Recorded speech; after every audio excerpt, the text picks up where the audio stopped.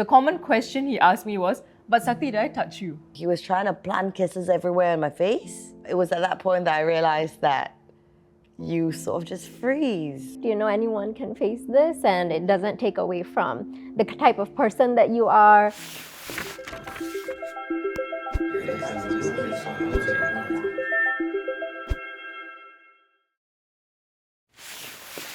Hi, my name is Apurva, and I am a senior executive at Aware's Workplace Harassment and Discrimination Advisory. I provide individuals practical and emotional support when they have faced these issues. Hi everyone, my name is Sakti Mekana. I am a content creator and an actor. Today, I'm going to be talking about my experience with workplace harassment. Hi, I'm Azurgo. I'm a radio DJ at Ria 897. I also host a podcast called The Hush Podcast, and I'm here to share my experience with workplace harassment. So to me, workplace harassment is anything that, whether a situation or a person, they disrespect you, they violate your personal space, or they make unnecessary comments that dims your light. It makes you feel unsafe, makes you feel less than you are. It can be things like abusive language. Of course, there's, sexually suggestive remarks or gestures. The biggest issue is that actually a lot of times people don't even know that these things are harassment. It's very easy to dismiss it as, that person's just being a prick, or it's just a rude comment that, I should just brush off. Yeah. What are these things that usually people overlook that they don't know that constitutes as workplace harassment? Physical touch is very clear to people that is inappropriate. Telling a very personal sexual story or account, sometimes in front of everybody. They think it's just a funny joke or something, but they don't realize that it's extremely inappropriate in the workplace environment. Constant pressure for dates, sometimes disguised as, work-related meetup. You always get this feeling of, I know this isn't right. I've only started working the past 2 years actually. What happened was that in my case of workplace harassment, I was working as a part-timer and I had a manager. He's a foreign worker. Around, I think, my first 2 months in, he started getting very flirtatious. He started to, verbally say a lot of flirty stuff. At first, I ignored it, and then the more I ignored it, he was basically testing the waters with me. I did confront him once, and I told him, hey, I've gone through sexual violence before, so it'd be really nice if you and your other 2 male colleagues, if you can just respect my space. To me, the last straw was when, I think it was late at night, we were doing closing. He came behind me, and then he put his arm over my shoulder just to show me that, there's still more dirt to be cleaned on this specific machine. And at that point of time, I froze because my body knew something is so wrong. And that was the last day for me at the workplace. And then after that, I confronted him on that again. And that's when, at first he denied it. And then he asked me out on a date. I was just shook, like, come on, like, you've already, done so many mistakes. That is my experience with workplace harassment, yeah. I would say close to 8 years ago at this point, I think. So at that time, I was working in production. This was with basically the landlord of a location that we were renting from. I think this was maybe 1 or 2 months in. I was about to make payments for everybody, contacted this landlord and said, okay, so this is the number of days, this is what we're gonna be paying you. So this landlord called me up right away. We've never met at this point. So called me up, very angry, threatening to pull out and take the place back, saying that there were holes in the wall, things were breaking down, that the number of days that I had given him was wrong. We were like, oh man, like, we might lose the house today, right? So obviously there was a lot of freak out on that end. And I said, I just really want to pass you the check. We've checked, this is the amount. I can drop it off for you at your workplace, wherever convenient. And he said, meet me at where the house is, because he wanted to walk me through the damages. So basically it's an empty apartment because they don't live there. So that evening, I went down and he was waiting for me below the apartment. I came, and immediately when he saw me, it was a 180-degree change of attitude. I introduced myself, came in for a handshake. He took my hand and kissed it right away. Immediately was like, oh, like, actually, it's really nothing much. I'm like, no, you kicked up a fuss and we're here to see what's up, right? I was a little bit bounded because you're in a position of power where, a lot of things were riding on this, right? So I still had to be nice. Went to the apartment. My mistake was that when we stepped in, I did not pay attention to the door. So I was not sure if it was locked. Because I could see it, but I didn't know if it was locked. So we came in, sat at the table for a bit, went through the numbers, and then I said, okay, so walk me through the house, tell me what's wrong. After a couple of minutes, I think in one of the rooms, out of nowhere, he came from the back and basically gripped me into this hug completely over my arms, right? So I can't really move. And he was trying to plant kisses everywhere on my face, on my head. I was just violently trying to swim out of it. At the back of your mind as well, you always thought that when something like that happens, you scream, you run. That's what you do.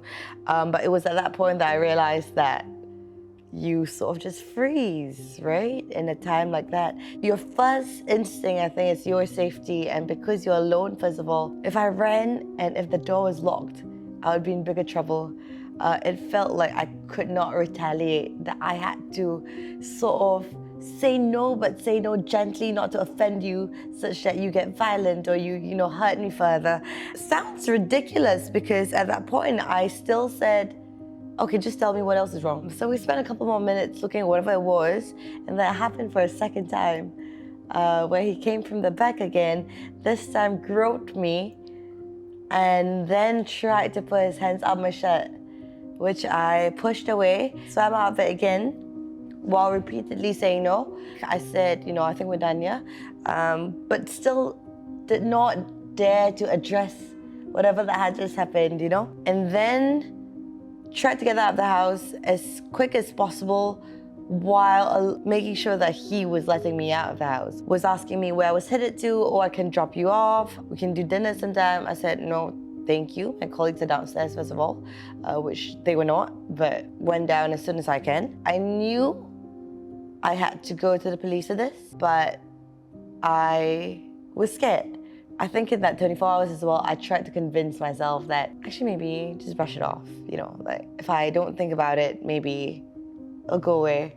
But eventually I did go to the police a day later, and about a year and a half after, they called me one day and said, he wants to go to trial. Are you ready? And I was like, okay, let's go. I really, really don't like it when I trust someone and the trust is broken. When I reported it to the company, the HR, I 100% did not get the kind of emotional support that I'm supposed to get. Was the company dismissive about it? Yeah, they were very dismissive about it. For I think a month, I was trying to, provide them with as many evidences as possible. And the thing is, it didn't just happen to me. It happened to another girl previously too, who worked there. And she's much younger than me. And he asked her out on a date too. And she had those messages, in her phone. When he texted me certain flirty messages, right? Because I got so scared that I deleted some of the messages. So maybe from my side, there could have been a lack of evidence or something, I don't know. But both of us, we submitted it to the HR, the evidences that we had. She did call me, tell me, hey Sakti, we really hope that you're okay. This is the first time that such incidences have been reported in the company. We will look into it, And then she said, give us some time. It took about, I think, 2 to 3 weeks to get back to me. They said that no, there aren't, enough evidences. We can't do anything about this right now. I think after I reported to the HR, the predator himself, he texted me, threatening me, like, hey, because I'm a content creator, so I guess he watches my videos. Mm-hmm. And he was like, I saw those videos. I'm going to report you to the police right now, Go ahead. Yeah, exactly, like go ahead, let's see what happens. And then he started, saying things like, do you think, you are that beautiful for me to even fall for you? It was gaslighting me, like as if I did something wrong for him to behave like that, right? So I was just, I was just helpless and I was confused. And then I had to go and, find my own resources. That's when I approached TAFEP Aware. I come from a family background where it's not the norm to talk about these stuff. These kind of things happen, sometimes we are blamed. If not, we just move on to the next work opportunity. No one really talks about this. So I felt like I'm so new to all this. I don't know what to do. And just a couple of days ago, for the very first time in my life, I experienced a panic attack. I talked to my therapist the day after. What she told me is that, Sakti, the body stores trauma. Even I might think that, hey, I'm fine, my mind is fine. Emotionally, I'm okay, I'm going about my day. No, but my body still needs help. Something is still going on in my body because of all the built up trauma. I think with a lot of things, I tend to try and not think about them. It's sort of like a defense mechanism. For a while, I tried to convince myself that it was nothing or that it would go away. And I knew it wasn't my fault either. But I think there was just a lot of, just feel a little uneasy. Like I wanted to remove something or I wanted to scrub away at something, but I didn't really know what it was. I mean, that's understandable. Our brain doesn't want to, remember things like that and keep it in there for too long. I think it really shows that everybody reacts very differently to the harassment, so there's no one way to respond at all. The way that you respond, especially in the moment to that situation, is basically involuntary. So the fight or flight response, it's not something that is within your control, essentially. Like your body is in that moment trying to protect you because it senses danger. Some common things that I see among people would be maybe things like just depressive symptoms, so things like not wanting to get out of bed, and oftentimes this affects their work productivity, and they might face some challenges with their career and stuff as well. They might need to resign, take a break. On the other end, you might also just see very high anxiety at work, being on very high alert. Afterwards, no matter how they responded, they will always have some what ifs, What if I just did this, then this just wouldn't have happened? Maybe I did behave in a way to invite this or to deserve this, or maybe it's not that serious and maybe I'm overreacting. Some male survivors I've spoken to, they don't want to call it sexual harassment. Some of them have described that it might take away from their masculinity, which is also not right. Anyone can face this and it doesn't take away from the type of person that you are. It's something that happened to you. It's not something that you invited in. So 2 months later, I contacted Aware, and I must really, really thank Aware because you guys immediately assisted me, told me the possible routes that I can take. You guys also gave me amazing emotional support. And then with TAFEP and Aware's help, in the end, I got my mediation. Again, it was emotionally very draining for me because the manager, he kept gaslighting, he hardly allowed me to talk, constantly talking over me. I could sense that he's guilty. That's why he's behaving like that, and he was very aggressive. The common question he asked me was, but Sakti, did I touch you? You're just overreacting. Did I touch you? I didn't touch you. Then, why did you even, report about me? Oh, you're an Indian. You're an Indian girl. That's why he's an Indian himself. I don't even know why he said that. He said, you're an Indian girl. That's why you are making such remarks and you're so uptight. So to him, it was like, Sakti, you are a woman. You are a female. So don't you dare talk to me like that because I'm a man. I was like, oh God. So I guess I'm still kind of searching. What's the next step? I don't think there's a clear route that we can take in regards to workplace harassment. So I think for me, once I made the report the next day, it went through investigations. Once they had gotten in contact with him, he started harassing me via text to basically retract the report. Basically, he was apologizing, saying it was a mistake, give him a chance. And this went on for a while before I called the IO and said, excuse me, I think he's harassing me right now. And I think we have more than enough evidences. And as much as it's he says, she says sort of thing. I think a lot of people have this fear that, there's no evidence. Somebody can just say something to invalidate your story or, whatever happened. For me, I would say I was lucky because there were these texts, as much as they didn't say anything, but you were apologizing for a reason. Honestly, before I went to make my report, something that I thought about a lot was, is it gonna look like it's my fault that I did not run out immediately, that I did not scream for help? Was someone gonna question me that I didn't do enough to help myself? Or that I allowed for it to happen? But I think in cases like this, first of all, nobody really knows how to react. Yeah, you're just, in shock. And I was glad that I did that I took it to the law and that he got whatever he deserved. That also felt like a little bit of closure for me. It's nice to hear when somebody is able to get the justice that they want out of the legal system. A lot of people, when they contact me, they ask, should they file a police report? And I always tell them there's no should in that. You need to ask yourself, is that the route that would give me the closure and the form of justice that I need? What is it that I need right now? Because honestly, the legal system might not always be the best way to get what you want out of it. It's funny because when I did go make the report a day later, one of the first questions they asked me was, what took you so long to come? A day later? Really? Wow. Gosh, I think it's rarer for me to see someone come to my helpline that quick. It's actually more common that I see them call me weeks, months after. I'm sorry that they said that. I mean, in the end, when you choose to go is up to you. And also, not everybody, especially immediately after the incident, you're not going to be in the headspace to immediately approach the police, because your first response would be, what was that? I need to understand what that was first. You don't have the capacity for anything. Yeah. When I was contemplating whether I really had to, take it to the law, I think it was something someone said to me that was, if it's not you, it's going to be someone else. If you don't stop it here, it's going to be someone else. And I think that made me feel like we had to do it.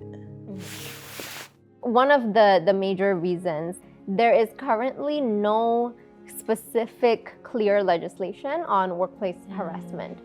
So there is some on harassment in general. It's called the Protection from Harassment Act. But beyond that, there is no legislation that holds companies accountable for failing to prevent or failing to address harassment.